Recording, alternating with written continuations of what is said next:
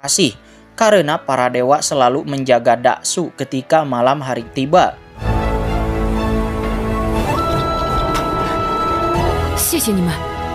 Sementara para monster nampak keluar dari istana dan kembali ke wilayahnya masing-masing. Sementara seniorku dan murid wanita nampak kembali menargetkan Kinmu. 在夜晚守护着大虚。谁看？天亮了。谢谢你们。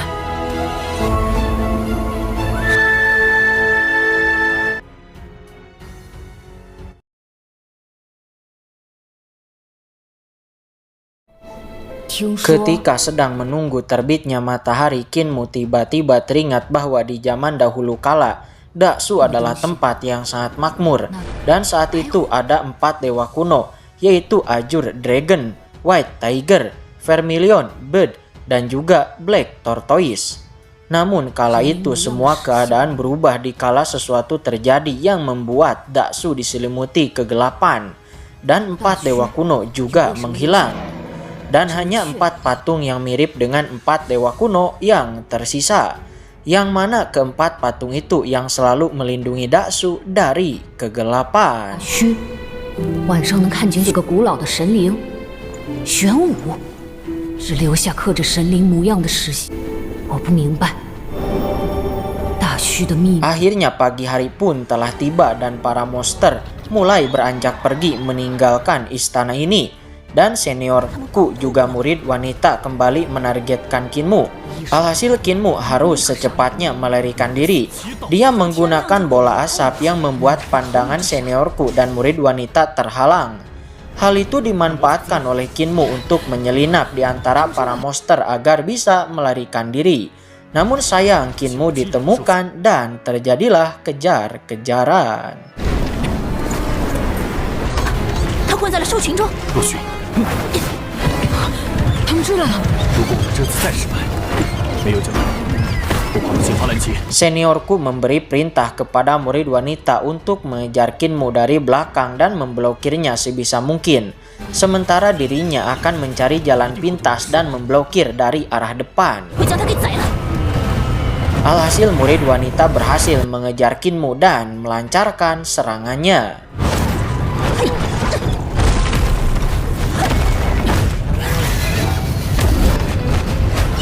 Kinmu memblokir serangan murid wanita sebelum kemudian Kinmu merilis teknik yang diajarkan oleh kakek cepat. Seketika kaki Kinmu menjadi sangat cepat dan juga kuat. Kecepatan Kinmu juga meningkat dan kekuatan kakinya sangat hebat. Sehingga ketika beradu tendangan dengan murid wanita, seketika tulang kaki murid wanita itu retak, membuat murid wanita kesakitan. Namun Kinmu tidak memberinya sedikit pun untuk bernapas lega. Dan dia lanjut melancarkan tendangan yang membuat murid wanita terluka parah dan terjatuh.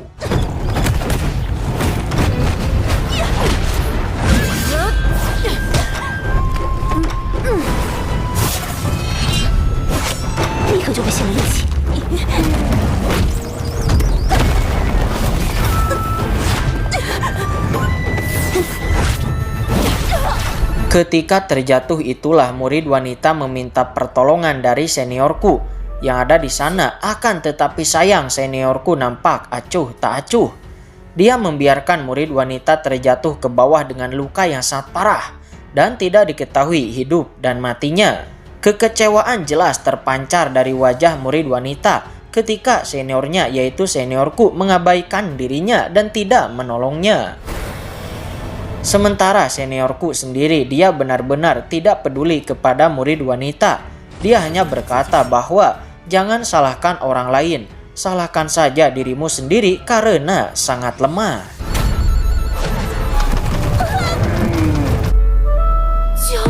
Mengabaikan murid wanita, seniorku lalu melanjutkan niat awalnya yaitu membunuh Kinmu. Sehingga pertarungan antara Kinmu dan seniorku terjadi.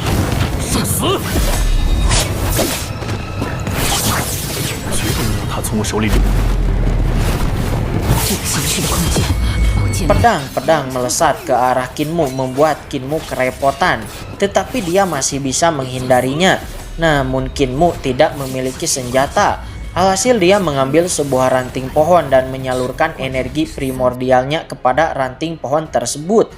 Sehingga setelah ranting pohon itu disalurkan energi primordial, ranting pohon itu pun menjadi senjata yang mematikan.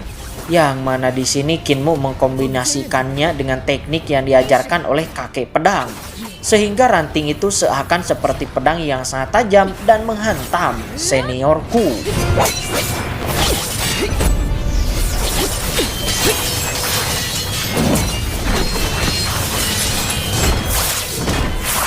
越来越快，根本看不清。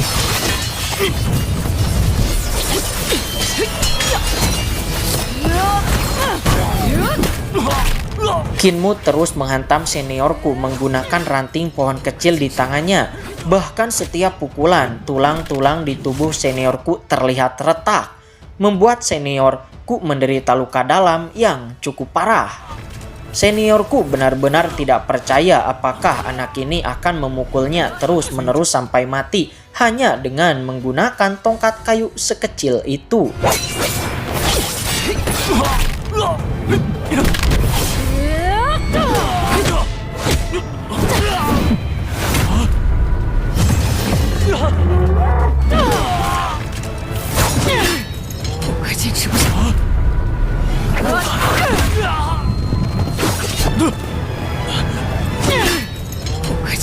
Akhirnya Kinmu ataupun seniorku telah kehilangan energi yang terlalu banyak dan mereka bahkan tidak memiliki kekuatan untuk melancarkan serangan.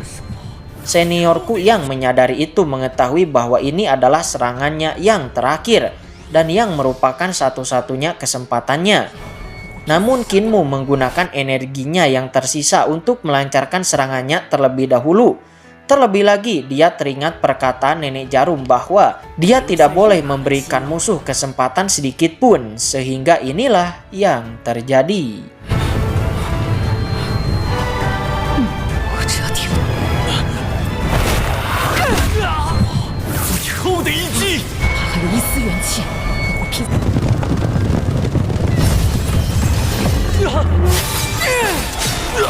Ya, seniorku berhasil dihabisi oleh Kinmu dan dia dilemparkan ke kerumunan monster yang berlalu lalang. Di saat yang bersamaan, terlihat murid wanita nampak masih selamat. Namun karena sebelumnya seniorku acuh tak acuh terhadapnya, jadi murid wanita juga melakukan hal yang sama. Dia mengabaikan seniorku dan mengacuhkannya. Kinmu menjatuhkan diri dari tubuh monster ketika dia sudah pergi cukup jauh dan merasa aman. Kinmu jatuh ke tanah tanpa bisa bangun lagi karena semua energinya telah terkuras habis. Namun tiba-tiba murid wanita juga mendarat di tempat Kinmu mendarat. Murid wanita yang masih memiliki sedikit energi pun menggunakan kesempatan ini untuk menghabisi Kinmu. Namun di saat pedangnya hanya berjarak 1 cm lagi untuk membunuh Kinmu, tiba-tiba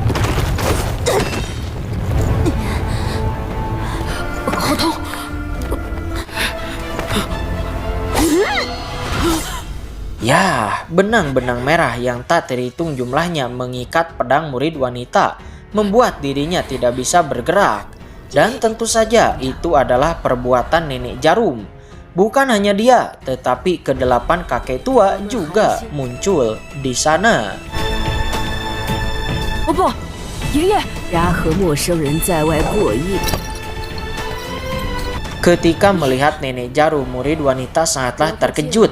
Jika nenek tua ini masih hidup, lalu bagaimana nasib ke-5 guru mereka? Nenek Jarum langsung mengatakan bahwa aku sudah mengubah ke-5 guru kalian menjadi pakaian. Murid wanita menjadi linglung sesaat. Dia merasa tidak mungkin. Akan tetapi demi membalaskan dendam ke-5 gurunya, dirinya ingin membunuh Nenek Jarum. Namun sayang, kakek pedang langsung saja menghabisinya di tempat.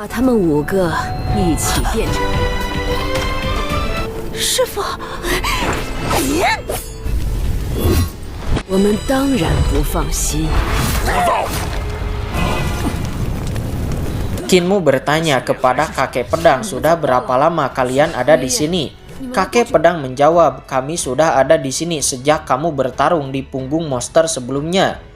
Di sini kakek pedang menceramahi Kinmu bahwa kamu masih kurang berlatih, bagaimana kamu bisa membutuhkan hampir lebih 5.000 tebasan untuk mengalahkan pemuda sebelumnya. Setelah ini Kinmu, kamu harus berlatih lebih giat lagi. Dan di sini kakek kepala desa juga sedikit menceramahi Kinmu tentang beberapa kelemahannya ketika menggunakan teknik pedang, yang mana pemuda sebelumnya dia menampilkan serangan pedang dari kejauhan menggunakan benang primordial. Teknik ini juga hampir sama dengan Kinmu yang menyalurkan energi primordialnya kepada pedang di tangan. Teknik yang hampir mirip tetapi memiliki karakteristik yang berbeda, dan inilah yang dinamakan atribut. Alhasil Kinmu jadi mengerti dikarenakan dia belum membangkitkan tubuh penguasanya. Alhasil energi primordialnya masih tidak memiliki atribut. 杀猪刀法属运技，需要双手掌握，但招式单一。特点是用元气撕裂，但缺少力度。我发挥不出杀猪刀法的威力。 Nenek Jarum meminta Kinmu untuk jangan berkecil hati karena bahkan Kinmu belum membangkitkan tubuh roh, tetapi sudah mampu untuk mengalahkan seorang praktisi di ranah puncak janin roh. Jika kamu sudah membangkitkan tubuh penguasamu, lalu akan sekuat apa kekuatanmu nanti? Mendengarnya Kinmu semakin bertekad untuk membangkitkan tubuh rohnya secepat mungkin, dan dia segera meminta air darah roh kepada kakek obat. Kakek obat memberikan darah roh itu kepada Kinmu. Segera Kinmu meminumnya, dan seketika itu energi Kinmu mulai terisi. 不要气馁。药师爷爷，霸体三单弓。 Kinmu berkultivasi sambil berlari dan para kakek tua mengejarnya dari belakang. Namun kakek obat tidak menyangka bahwa Kinmu baru saja menghabiskan energi primordialnya. Namun setelah meminum beberapa teguk darah roh saja energinya langsung meningkat. Hal ini merupakan sesuatu yang hanya bisa dilakukan oleh tubuh penguasa dan tidak bisa dilakukan oleh mereka yang hanya memiliki tubuh roh saja. 就元气大涨，人数退体。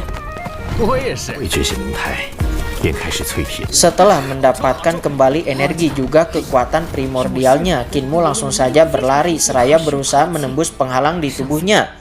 Menggunakan suara-suara Sansekerta para dewa dan iblis yang masih diingat oleh Kinmu, dia mencoba yang terbaik untuk memfokuskan kekuatannya agar bisa menembus penghalangnya. Sementara kakek kepala desa yang melihat Kinmu, dia menyadari bahwa ini adalah resonansi dewa dan iblis. 他妈，把手帕台壁破出一丝缝隙。啊，对了，凝聚起来，好强的阻力！